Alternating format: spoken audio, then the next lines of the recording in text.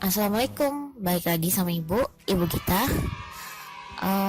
Di pertemuan kali ini kita akan membahas kelanjutan dari kemarin. Kalau kemarin kita masih kenalan sama benua-benua yang ada di dunia, sekarang lebih dalamnya kita masuk ke karakteristik negara-negaranya itu.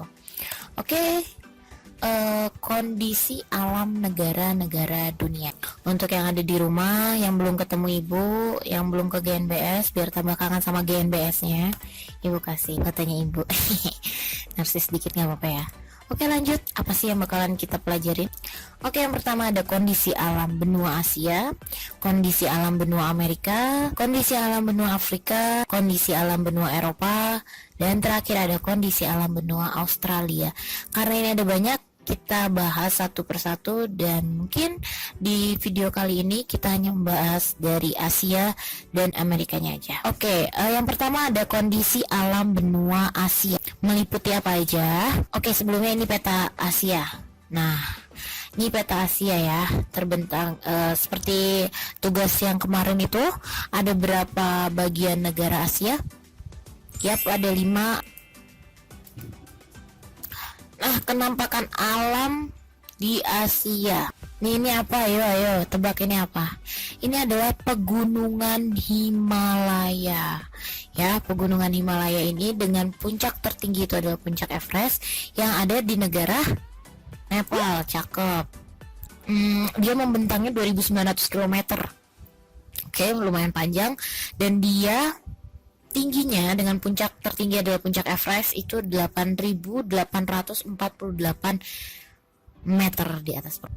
Untuk gurunnya sendiri, ada gurun yang terkenal itu ada gurun Gobi. Itu letaknya di sini nih, di Mongolia. Agak ke bawah sedikit itu masuk ke Cina, tapi lebih dominan di Mongolianya. Itu gurun terkenal. Nih kenampakan gurun Gobi. Nah, kalian tahu oase? Apa itu oase? Cekidot nih. Nih, oase yang ada di gurun Gobi. Oase itu semacam mata air di gurun pasir. Jadi itu daerah suburnya di gurun pasir. Tahu-tahu ada yang ijo-ijo di tengah. Nah, itu yang dinamakan oase. Nah, di gurun Gobi itu ada oasenya, namanya oase bulan sabit. Nih kan, kayak bulan sabit kan? Indah ya, kayak kamu. Apaan sih? Oke, untuk dataran tingginya sendiri itu ada dataran tinggi Tibet. Itu di Cina. Dikenal sebagai atap dunia. Tuh, dikenal sebagai atap dunia, ada di Cina. Untuk sungainya sendiri ada sungai besar di Asia itu. Ada nih yang Sekiang, Sungai Mekong, dan Sungai Gangga. Nah, Sungai Gangga sendiri itu dipercaya oleh masyarakat India sebagai sungai suci. Oh iya, intermezzo. Suku aslinya India itu suku apa ya? Ayo PR, clue-nya nama temen kalian. Oke, nanti kalau ke ibu dapat nilai tambahan. Nah, ini sungai apa nih kira-kira yang ada gambarnya ini? Ini Sungai Gangga yang katanya dipercaya sebagai sungai suci. Banyak banget sampahnya. Tidak hanya sampah sesaji, sampah limbah industri juga lebih dari 11 industri yang membuang limbahnya itu ke Sungai Gangga.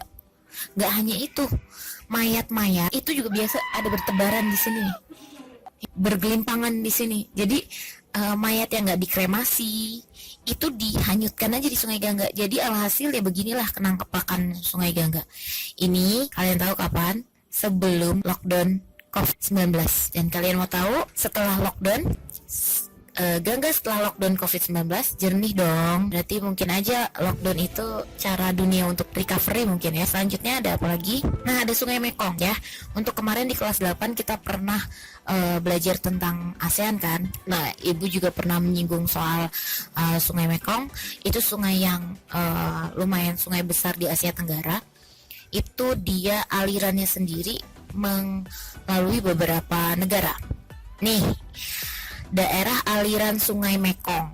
Jadi Sungai Mekong itu hulunya itu ada di Cina. Dia mengalir dari Cina masuk ke negara Laos. Ini perbatasan Laos dan Myanmar gitu, masuk ke Laos lagi. Terus juga menyusuri perbatasan Thailand dan Laos, masuk ke Laos dan masuk ke Kamboja. Ya, masuk ke di Kamboja sendiri ada danau namanya Tonle Sap. Ya. Terus dia mengalir lagi. Nah, mengalir membentuk alirnya itu dia di Vietnam. Nah, di sini alirannya ini dia membentuk endapan atau delta. Nah, jenis tanahnya apa? Ayo, masih inget nggak dulu kelas 8? Tanah endapan di delta sungai itu disebut tanah apa? Depannya A, belakangnya L. Huruf kedua L. Huruf ketiga U. Udah kelamaan aluvial. Oke, selanjutnya ke keanekaragaman flora dan fauna. Untuk faunanya dulu. Faunanya yang bercorak khas Tiongkok itu ada panda dan komodo. Itu khas Indonesia banget. Nah, di Asia sendiri berada dan dilalui oleh garis khatulistiwa, menyebabkan Asia bagian tenggara khususnya itu banyak dijumpai hutan hujan tropis. Untuk vegetasi hutan hujan tropis sendiri itu didominasi oleh vegetasi yang bersifat heterogen, bermacam-macam gitu. Kita masuk ke negara, contoh satu negara yaitu negara Indonesia. Indonesia itu terletak di antara 6 derajat lintang utara dan sampai 11 derajat lintang selatan dan 95 derajat bujur timur sampai 141 derajat bujur timur. Dan secara geografis itu terletak di antara dua benua yaitu benua Asia dan benua Australia. Terletak di antara dua samudra yaitu Samudra Hindia dan Samudra Pasifik. Ini ada pengaruhnya nggak sih buat Indonesia? Jelas. Ingat dulu, lintang itu dia berpengaruh pada apa?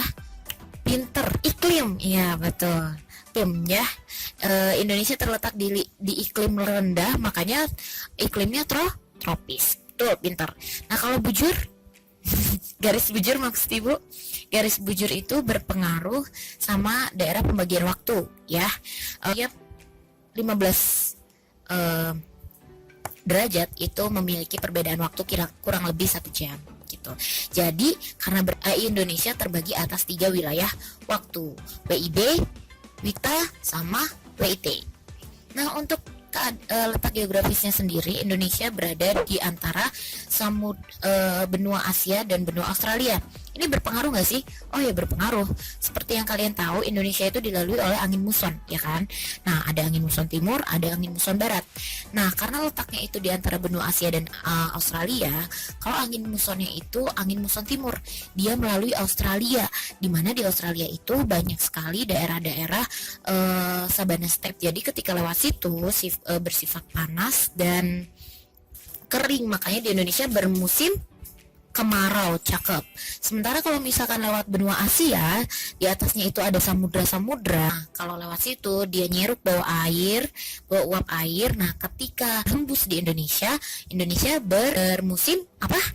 Hujan, cakep. Nah, ini tektonik di Indonesia. Apa itu tektonik? Lempeng, batuan yang menyusun. Nah, seperti kalian tahu sendiri kalau Indonesia itu berada di antara pertemuan antara lempeng-lempeng bumi, ya kan? Nah, ini untuk lempengnya sendiri yang bagian kuning nih, ini lempeng Eurasia. Di bawahnya ini ada Indo-Australia. Nah, di yang pink ini nih, ini lempeng Pasifik. Kalau yang ini yang abu semu biru ini lempeng Filipina, tapi ini masuknya ke daerah Filipina ya. Kita fokus ke 3 lempeng ini. Nah, ini berpengaruh nggak sih sama buat Indonesia? Jelas berpengaruh gitu. Karena ini tuh lempeng dan dia itu senantiasa bergerak, makanya pergerakan lempeng ini mengakibatkan Indonesia itu menjadi daerah yang rawan gempa. Pintar. Ibu udah pernah jelasin kan waktu itu. Kalau misalkan terjadi gempa di sini nih di daerah pantai selatan itu secara apa ya, bisa diprediksi nanti juga ada gempa di daerah-daerah yang dilalui oleh pertemuan 2 lempeng ini gitu. Dan Kendal apakah aman? Kayak berbahagialah kita yang tinggal di Kendal. Kendal itu ada di pantai utara ya BTW. Jadi kita insya Allah lebih aman daripada yang di pantai selatan. Kayak gitu. Nah selanjutnya iklimnya, karena tadi ibu udah sebut Indonesia berada di garis lintang rendah, maka beriklim tropis dan memiliki curah hujan yang tinggi. Nah, Indonesia itu berada di jalur pegunungan muda Sirkum Mediterania, itu yang di sini nih, yang garis membentang dari ujung Pulau Sumatera ini ke bawah sampai di sampingnya Pulau Sulawesi. Kemudian ini garis yang terputus ini sampai ke Filipina ke atas itu ada Sirkum Pasifik. Nah ini yang mengakibatkan Indonesia juga rawan vulkanisme atau rawan erupsi. Untuk bentang alamnya sendiri, ada yang tahu ini apa? Ini di Indonesia loh, ini bukan di luar negeri loh. Ada yang tahu ini apa? Ini mana? Pintar-pintar kamu yang duduk di pojok itu. Betul, ini Gunung Jaya Wijaya. Dengan puncak tertinggi itu puncak Kartens. Ya, tuh puncak tertinggi Jaya atau puncak Karten itu. Jadi di puncaknya itu memang ada saljunya dan itu termasuk salju abadi gitu. Nah, ini dulu. Sekarang kayak gimana? Cekidot. Nah, ini kenampakan yang sekarang. Miris ya, prihatin ya. Para ahli memprediksi di tahun 2020 ini itu salju terakhir di puncak Jaya Wijaya. Sedih ya, padahal ini bisa dibilang es abadi. Nah untuk perairannya sendiri Indonesia berada di berada di paparan Sunda dan Sahul. Apa itu paparan? Paparan itu adalah laut dangkal. Nih yang kuning-kuning di sini. Nah ini paparan Sunda dan paparan Sahul. Ini laut dangkal. Kalau nggak percaya coba kalian nyemplung situ. Terus nanti kalau misalkan dangkal apa dalam, kabarin ibu ya. Nah ini untuk garis-garisnya sendiri nih, ayo masih inget nggak dulu garis yang memisahkan antara flora fauna tipe Asiatis dan peralihan, dan tipe peralihan sama Australis. Ini garis Wallace sama garis Weber. Itu intermezzo aja sih. Nah sekarang nih, ayo tebak nih selanjutnya negara apa? Ya nih, hot coffee, kita bikin kembung. Nah nih, info selanjutnya. Tuh, ada mie sedap selection Korean spicy Siwon nih, Siwon. Selanjutnya nih Blackpink versi Syari. Tuh ibu kudungin tuh, kalau enggak pada melotot yang laki-laki ya. Tebak, berarti selanjutnya kita ngomongin negara mana? Ya betul, negara opa-opa, negara Korea Selatan. Ini petanya berbatasan darat dengan Korea Utara. Nah di sini baratnya itu ada Laut Kuning, sebelah timurnya itu ada Laut Jepang. Nah di sebelah selatannya sendiri itu ada Jepang nih di sini. Kalau Indonesia punya Bali, Korea Selatan punya Jeju. Iklimnya di sana sedang. Hal ini dipengaruhi oleh muson Asia Timur. Jadi yang bertiup di sana itu bukan angin muson timur sama angin muson barat, tapi angin muson Asia Timur. Korea Selatan juga memiliki 4 musim. Gitu. Halo Opa Lee Min-ho. Nah untuk topografinya sendiri, titik tertinggi di Korea Selatan itu ada di Hallasan. Hallasan itu adalah gunung api yang dia itu punah. Dia punah, tadinya gunung api tapi punah. Dan itu ada di Pulau Jeju. Ya, tingginya 1950 meter. Nah nih kenampakannya nih. Nah sungai utamanya, sungai yang sering banget muncul di drama Korea. Nih Sungai Han, ada Sungai Kun, Sungai Nakpa. Terus pegunungannya sendiri ada Tebek, Sobek, dan Masif Jiri. Itu namanya lucu banget ya. Halo Opa Siwon, Siwon Opa. Nah untuk geologinya, maksudnya geologi itu adalah batuan penyusun. Itu terbentuk di era Prakambium. Nah, Pulau Jeju sendiri terbentuk karena aktivitas vulkanisme. Tadi ya udah disinggung sebelumnya. Untuk tambang di sana ada tambang emas di selatan dan terdapat juga LNG. Untuk flora dan faunanya, floranya itu didominasi sama pohon-pohon berdaun lebar dan pohon-pohon berdaun jarum atau jenis konifera. Hutan gugur seperti pohon maple dan pohon ek. Faunanya sendiri ya ini bisa kalian baca sendiri ya. Itu tuh beruang, reptil dan abis. Selanjutnya kita ke Amerika, kondisi alam benua Amerika. Nah, kondisi alam benua Amerika berdasarkan kondisi alamnya itu dibagi menjadi 3, ada bagian utara, tengah, sama selatan. Pegunungan yang terkenal di sana adalah rangkaian pegunungan Rocky yang terdiri dari Sierra Madre Barat, Sierra Nevada, sama Cascade. Nah ini nih penampakan dari rangkaian pegunungan Rock. Nah terdapat juga daerah kering di pegunungan Rocky yaitu namanya Great Basin. Ada juga lembah terbesar di dunia yang namanya Grand Canyon. Nih lihat ini terbentuk Grand Canyon. Dia itu terbentuk karena aliran sungai Colorado. Bagus ya, ini batuan cadas loh insya Allah. Sungai Amazon, sungai bahaya di dunia. Main-main lah ke sana, paling ketemu cacing, ya gedean dikit lah, anaconda. Itu kita ke contoh negaranya ya. Yang pertama ada Amerika Serikat. Nih, Amerika Serikat itu terdiri dari sini nih, Amerika Serikat negara bagiannya. Dia beriklim subtropis sehingga memiliki 4 musim karena pengaruh lintangnya. Topografinya tadi ada contohnya ada sungai Mississippi, ada lembah Grand Canyon tadi kan. Topografi itu balik lagi kemarin apa? Relief bumi, tinggi rendahnya permukaan bumi. Nah, itu namanya topografi. Secara geologi dilalui oleh sasar San Andreas di San Francisco. Ini merupakan patahan yang geser sepanjang 1.300 km dan menjadi batas lempeng Pasifik dan lempeng Amerika Utara gitu. Nah, untuk flora dan faunanya didominasi oleh hutan konifer, gurun yang ada di bagian barat.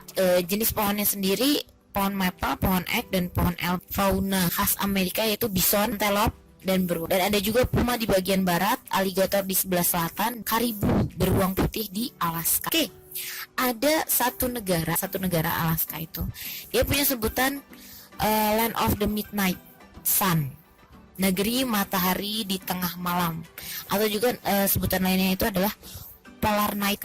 Kenapa bisa gitu? Nah nih, jadi meskipun dia itu udah malam, hitungannya udah malam, udah tengah malam, tapi masih aja muncul matahari, atau sebaliknya, itu aturannya udah pagi ya, udah ganti hari, tapi masih gelap ya. Jadi kenapa sih bisa kayak gitu?